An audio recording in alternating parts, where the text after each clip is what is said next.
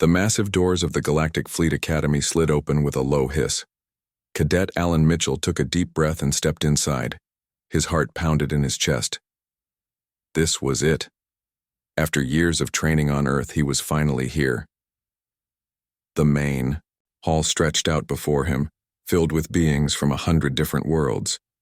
Some had scales, others had fur. A few glowed with strange inner light. Alan was one of only 8 humans accepted this year. "Move along, human," growled a voice behind him. Alan turned to see a large creature with 6 eyes and sharp teeth. The translator badge on his uniform turned the alien words into English. "Sorry," Alan said, stepping aside. The alien grunted and pushed past him. Alan found his way to the orientation area. The room was huge, with high ceilings and walls made of some shiny metal Alan had never seen before. Other new cadets stood in neat rows. Alan quickly found his assigned spot, marked by a small hologram of Earth. "Stand straight, human," whispered the tall bird-like creature next to him. "Fleet Admiral Zuckthar does not like weakness." Before Alan could answer, the main doors swung open. The room fell silent. Fleet Admiral Zuckthar was impossible to miss. He stood nearly 8 feet tall with blue armored skin that gleamed under the lights. 4 muscular arms moved with perfect control as he walked. His yellow eyes scanned the room, seeming to look at each cadet in turn. "Welcome to the Galactic Fleet Academy." The Admiral's deep voice echoed through the room. "You stand here because your homeworlds believe you have what it takes to join our ranks. I am not yet convinced." The Admiral's eyes stopped when they reached Alan. Humans were new to the Galactic Confederation. Only 3 years ago, Earth had joined this vast alliance of planets. Many aliens still didn't trust humans. "You will be tested," Zuckthar continued. "Pushed beyond your limits, most of you will fail." Alan felt the weight of the Admiral's stare. Humans were seen as weak compared to many species here, but they had something other species often missed. Humans could take punishment and keep going. "Your first test begins tomorrow at dawn," the Admiral said. "Physical trials. I suggest you rest well." With that, Zuckthar turned and left the room. The cadets remained frozen at attention until the doors closed behind him. "Well, that was scary," said a female voice from Alan's left. He turned to see another human cadet. Her name tag read, Martinez Gloria. "They like to start with intimidation," Alan replied. "Make us nervous." "It's working," Gloria said with a small smile. "See you tomorrow. Try not to embarrass Earth." The cadets were dismissed to find their rooms. Alan followed the glowing path on his datapad through winding hallways. The academy was built into the side of a mountain on Vega Prime, a neutral world at the center of Confederation space. Through occasional windows, Alan could see 3 moons hanging in the purple sky. His room was in Section 8, the area for oxygen breathing, humanoids. The door slid open at his touch, revealing a simple space with 2 beds, 2 desks, and a shared bathroom. A slender alien with pale green skin and silver-flecked eyes was already inside, unpacking a small bag. He looked up when Alan entered. "The human arrives," he said, his words translated through a small device at his throat. "I am Loren Tavash of Altair. We will be roommates." "Alan Mitchell of Earth," Alan replied, extending his hand before remembering that handshakes weren't universal. He awkwardly lowered it. "First time off-world?" Loren blinked his large eyes. "No. I have visited 12 systems. This is your first, yes?" Alan nodded, setting his bag on the empty bed. "That obvious?" "You move like someone not used to artificial gravity," Loren said. "And you stare at everything." Alan laughed. "Fair enough. Still getting used to all this." Loren watched as Alan unpacked his few belongings. Among them was a small stone from the shores of Lake Michigan. "A weapon?"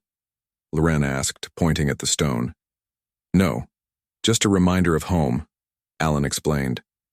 "What's your world like?" "Bright. 3 suns. We live mostly underground during day cycles." Loren sat on his bed, studying Alan with open curiosity. "The Admiral watched you closely." Alan paused. "I noticed. Viridians have not forgotten how humans joined the Confederation. Alan knew what Loren meant. 3 years ago, Earth ships had fought off Krell pirates attacking a Confederation outpost. Humans weren't supposed to have ships that far out yet, but they'd been quietly exploring beyond their assigned boundaries. 3 Krell warships destroyed by a single human vessel. Loren continued. Many races still wonder how. We did what we had to do, Alan said simply. Your ship was smaller, less advanced. The Krell should have won easily. Alan shrugged. Sometimes it's not about having the best technology. Sometimes it's about not giving up. Loren's head tilted.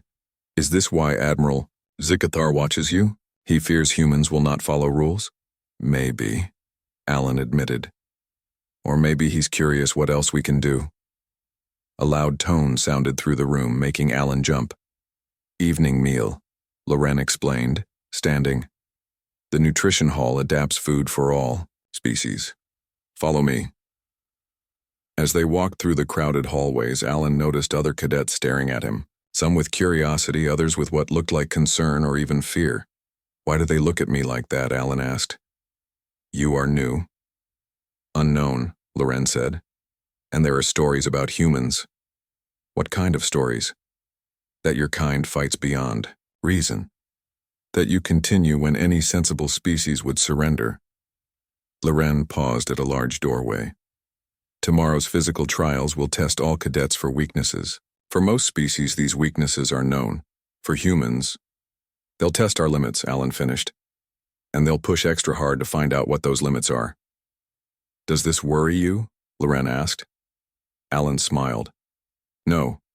Let them push. They'll find out what Earth's drill sergeants already know.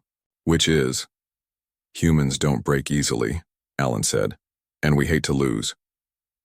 In the massive dining hall, hundreds of different species ate foods of every color and texture.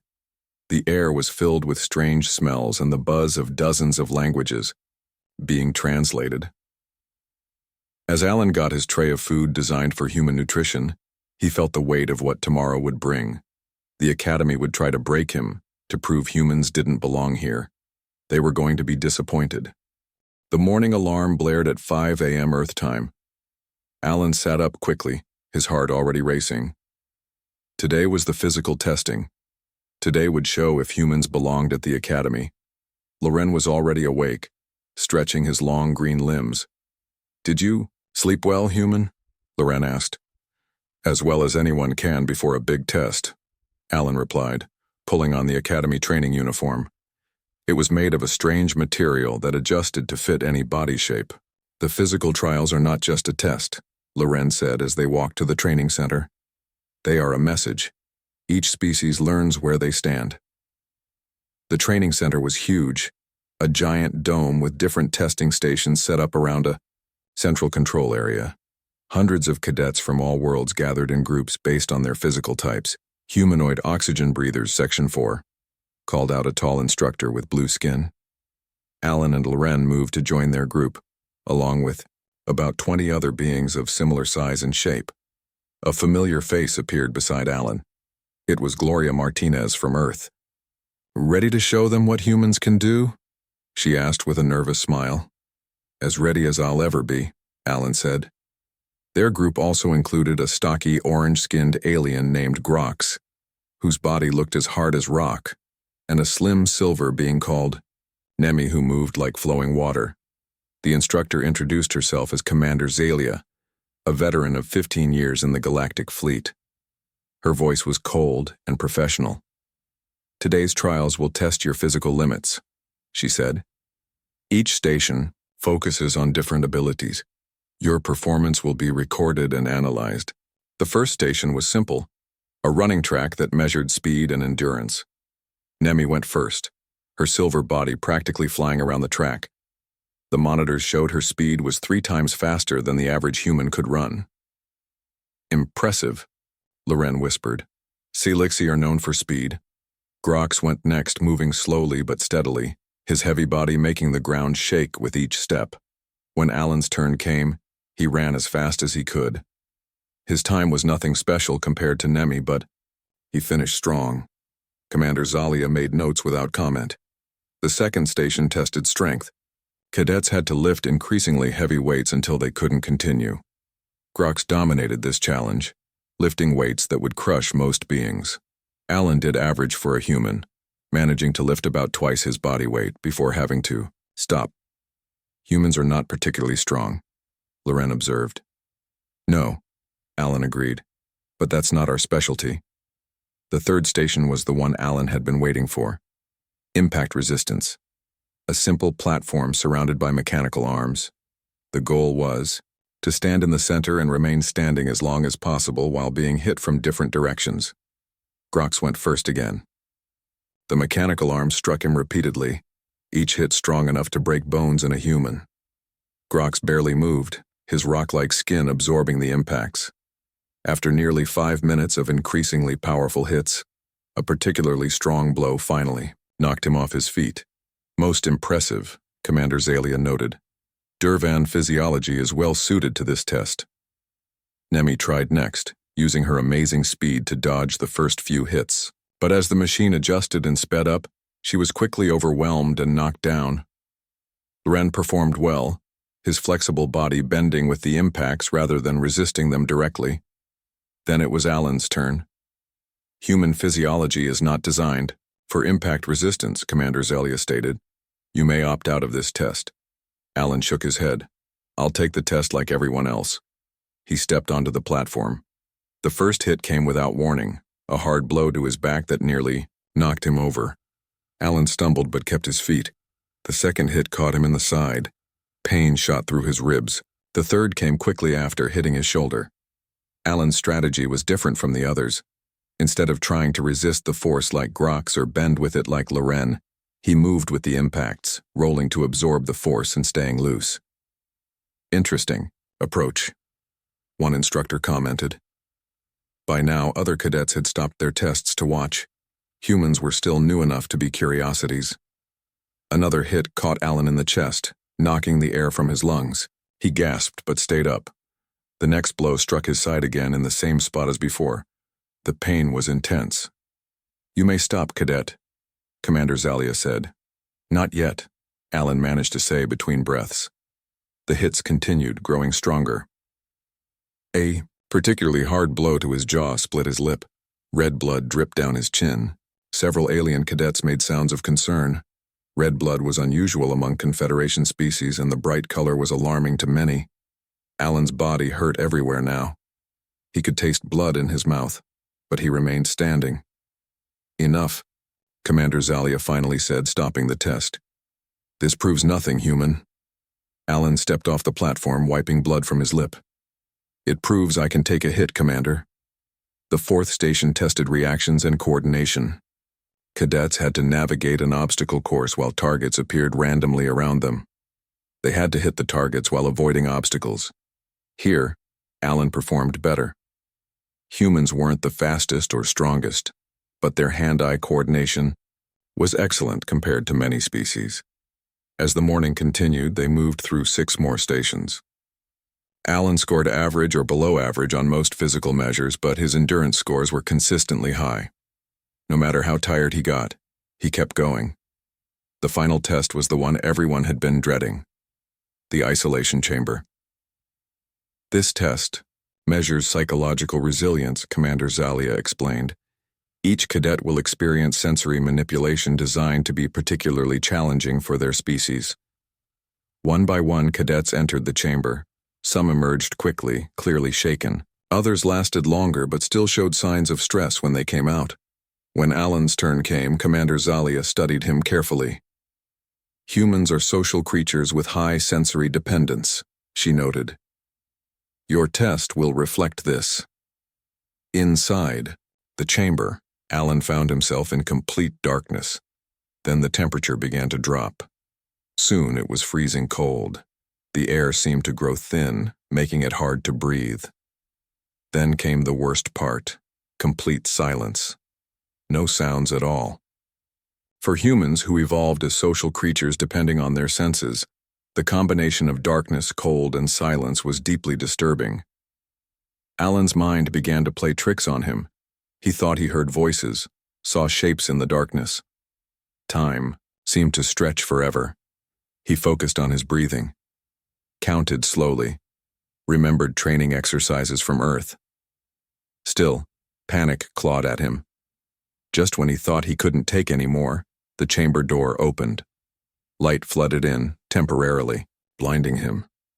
17 minutes, Commander Zalia said, sounding slightly surprised, longer than expected for a human. Alan stepped out, shivering but composed. The cold was unnecessary, Loren commented as Alan rejoined the group.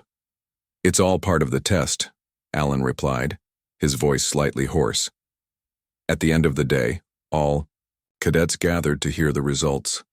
Admiral Zakathar himself appeared to address them. Today you learned your physical limitations, the Admiral said. Tomorrow we begin training to overcome them. As the cadets were dismissed, Commander Zalia approached Alan. Your performance was noteworthy, she said, particularly your pain tolerance and psychological resilience. Thank you, Commander. It was not a compliment, human. It was an observation. She paused. The question remains whether such traits are useful in fleet officers or merely concerning. As Alan walked back to his quarters, exhausted and sore, Loren fell into step beside him. Now I understand, the Altarian said. Understand what? What you meant yesterday, about taking a beating and keeping going. Loren's silver eyes studied Alan. It is not that you don't feel pain. We feel it, Alan said. We just refuse to let it stop us. A strange evolution, Loren mused, but perhaps valuable in its own way. Alan smiled despite his split lip. Tomorrow you'll see what else humans are good at. Which is? Learning from failure, Alan said, and coming back stronger. 3 days had passed since the physical trials. Alan's bruises were still healing, but that didn't matter today. This morning was the combat test, the one everyone feared most. Combat simulation tests your ability to think under pressure, explained Senior Instructor Drav as he addressed the cadets. Drav was impressive, a huge Taurian with bull-like features and scars that told stories of many battles. His deep voice needed no translation device to be heard across the hall. You will face 3 opponents, Drav continued. They are training drones programmed to fight like different enemy species. Your goal is not to win, but to survive. Know when to retreat. The combat arena was a large circular pit with different terrain features: rocks, small hills, and water areas. Viewing platforms ringed the top where other cadets could watch and learn. Alan noticed instructors talking quietly and looking his way. Word of his performance in the physical trials had spread through the academy. Humans are strange, Loren said as they waited their turn. Most species excel at something specific. Dervans have strength. Silixi have speed. What do humans have? Stubbornness, Alan replied with a smile. Grox went first. The rocky alien charged into battle using his incredible strength. He crushed the first drone easily. The second drone gave him more trouble, targeting the joints where his armor was weaker. By the third drone, Grox was moving more slowly, but he still managed to complete the challenge. Nemi used her speed to stay away from the drones, striking quickly then retreating, a valid strategy that earned approving nods from some instructors. Elren studied each opponent carefully before engaging, using smart tactics rather than raw power. When Alan's turn came, the arena grew unusually quiet. He stepped into the pit wearing the standard training armor that offered little real protection. His first opponent was a drone programmed to fight like a saurian, a reptile-like species known for powerful tail strikes and slashing attacks. The drone moved fast, its metal tail whipping toward Alan's head. Alan ducked just in time. The tail struck the wall behind him with enough force to crack the surface. This wouldn't be easy. The drone came at him again. Alan tried to remember his training. Saurians were fast but had poor balance. He waited for the drone to swing its tail again, then stepped inside its reach and used its momentum to throw it off balance. The drone recovered quickly and slashed at Alan with metal claws. One caught his arm, tearing the training suit and drawing blood. The red liquid dripped onto the arena floor. Alan circled the drone looking for another opening. He feinted left, then drove forward when the drone moved to block, pushing it back. A quick sweep of his leg caught the drone's ankle and it fell. Before it could rise, Alan had moved away to a safe distance. The drone's programming recognized he had scored a tactical point. Round 1 complete. The second drone entered the arena, as the first one left. This one moved differently, taller with 4 arms. It was programmed to fight like a Menelasian, a species known for their multiple limbs and complex attack patterns. The new drone wasted no time, rushing at Alan with all 4 arms striking from different angles. Alan blocked 2 blows, but the others got through, hitting him in the chest and face. His lip split, more blood flowing. "Surrender is allowed," Instructor Drav called out. Alan shook his head, focusing on the drone. 4 arms meant 4 times the attacks, but also meant the drone's body needed to support more weight. Its center of gravity would be higher. The next time the drone rushed him, Alan dropped low and drove his shoulder into its midsection. The drone stumbled back, its programming not expecting this tactic. Alan pressed his advantage, staying too close for the drone to use all 4 arms effectively. A series of quick strikes at the drone's joints forced it to retreat. But the drone adapted quickly. One metal arm caught Alan across the face, sending him sprawling across the arena floor. Blood now flowed freely from his nose and split lip. Several cadets watching made sounds of concern. For many species, red blood was an unusual sight. Alan got back to his feet, wiping the blood away with his sleeve. His eyes stayed focused on the drone. He moved in again, this time watching for the arm movements more carefully.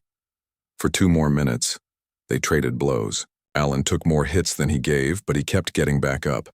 Finally, he managed to trap one of the drone's arms and use its weight against it, sending it off balance. The round was over.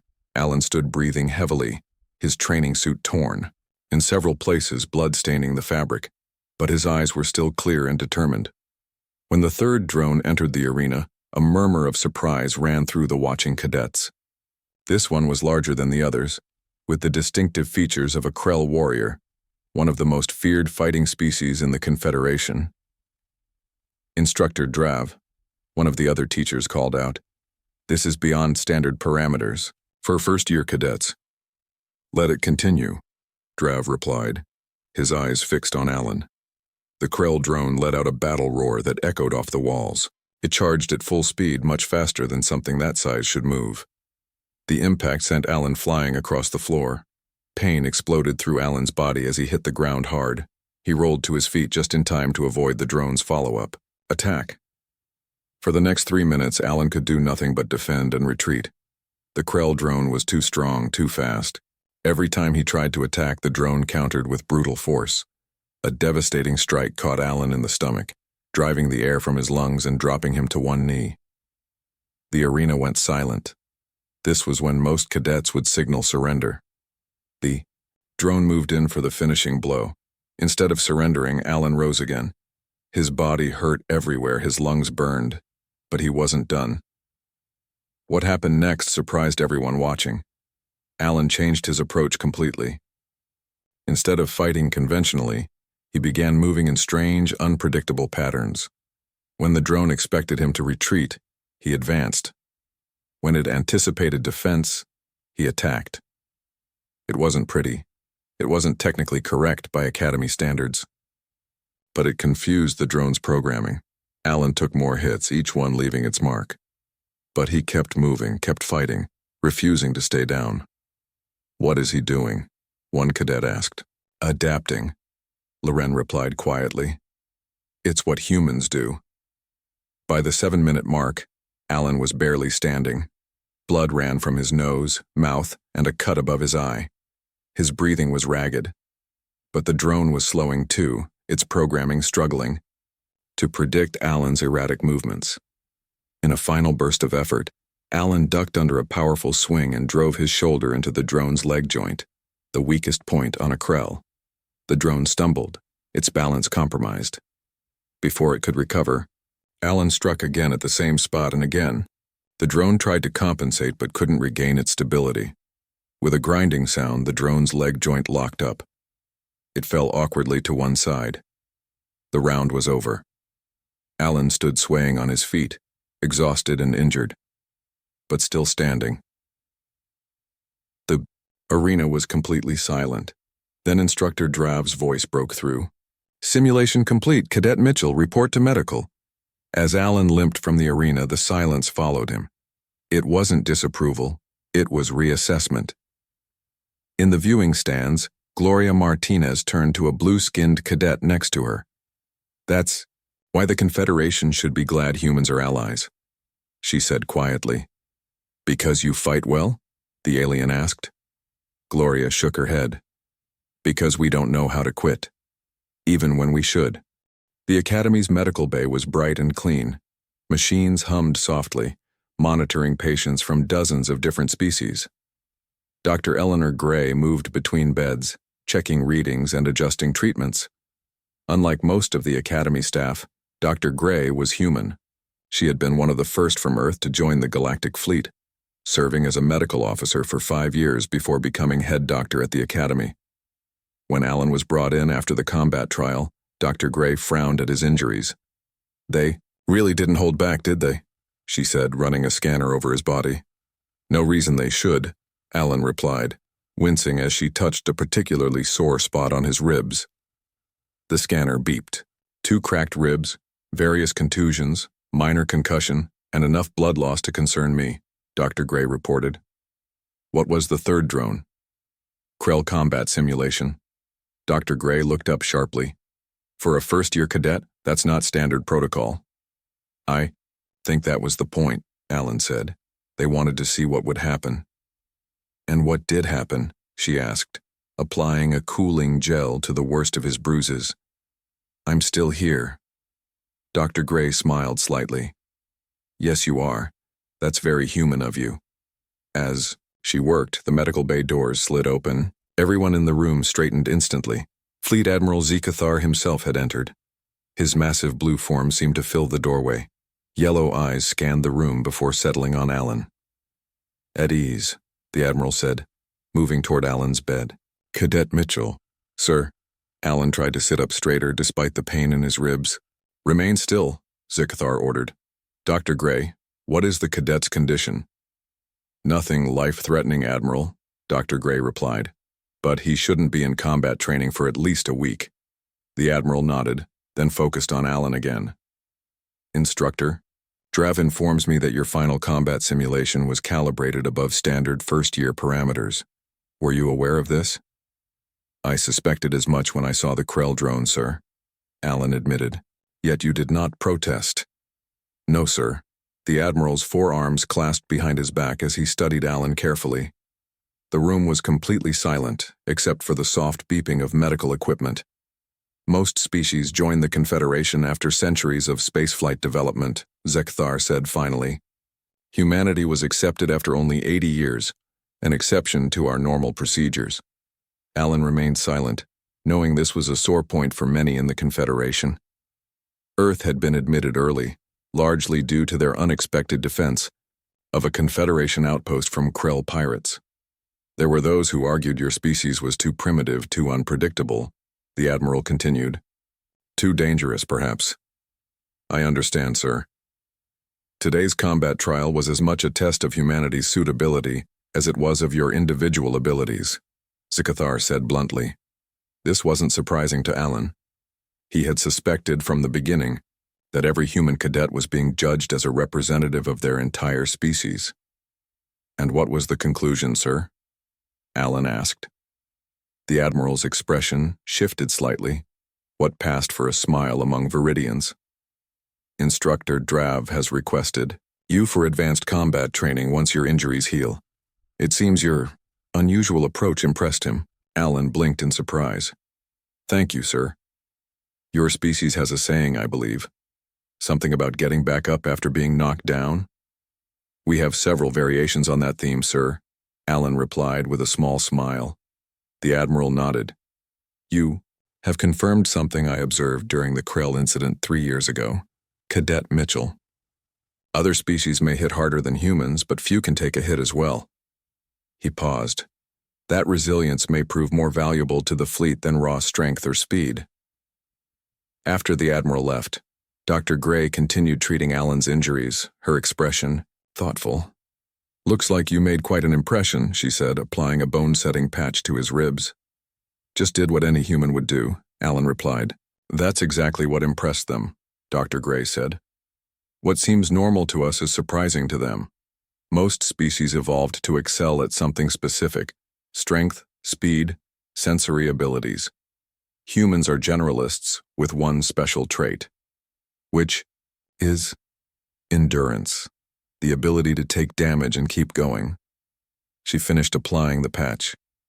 Our ancestors on Earth were persistence hunters. They couldn't outrun prey, but they could follow it until it collapsed from exhaustion. I never thought of it that way, Alan said. The Confederation is used to species with obvious advantages. They don't know what to make of humans yet. Dr. Gray smiled, but they're starting to figure it out. 2 days later, Alan was released from the medical bay. His ribs were still sore, but the Academy's advanced medical technology had greatly sped up his healing. When he returned to his dormitory, he found Loren waiting for him, along with Grox, Nemi, and several other cadets from different species. Human returns, Loren said. We were concerned. I'm harder to break than I look, Alan replied. So we have observed? Grox rumbled, his rocky features forming what might have been a smile. Your combat approach was unusual, but effective, added Nemi. I would not have thought to confuse the drone's programming that way. We wanted to invite you to join us in the recreational facility, Loren explained. There is interest in learning more about human combat techniques. Alan looked at the group in surprise. Just a week ago, most of these cadets had viewed humans with suspicion or dismissal. Now they were looking at him with something like respect. I'd be happy to show you what I know, he said. Though I should warn you, what works for humans might not translate well to other physiologies. We understand, Nemi said. Each species must find its own path, but there is always something to learn from others. As they walked through the Academy corridors, Alan noticed something different. Other cadets who passed them no longer stared at him with curiosity or concern. Instead, there were nods of acknowledgement, even a few respectful greetings. In the recreation area, a large space designed for physical training outside of official classes, Alan found himself surrounded by cadets eager to learn. Show us how. You confused the Krell drone, one requested. Explain this rolling with the impact technique, said another. For the next hour, Alan demonstrated basic human fighting moves, explaining the principles behind them. The other cadets tried to follow along with varying degrees of success. Your approach relies on unpredictability, Loren observed. You sacrifice power for surprise. Sometimes that's all you need, Alan explained. If you can't overpower an opponent, you find another way. A very human perspective, said a voice from the doorway. Everyone turned to see Gloria Martinez watching them with an amused expression. Looks like you've started a fan club, Mitchell, she said, stepping into the room. Just sharing some ideas, Alan replied.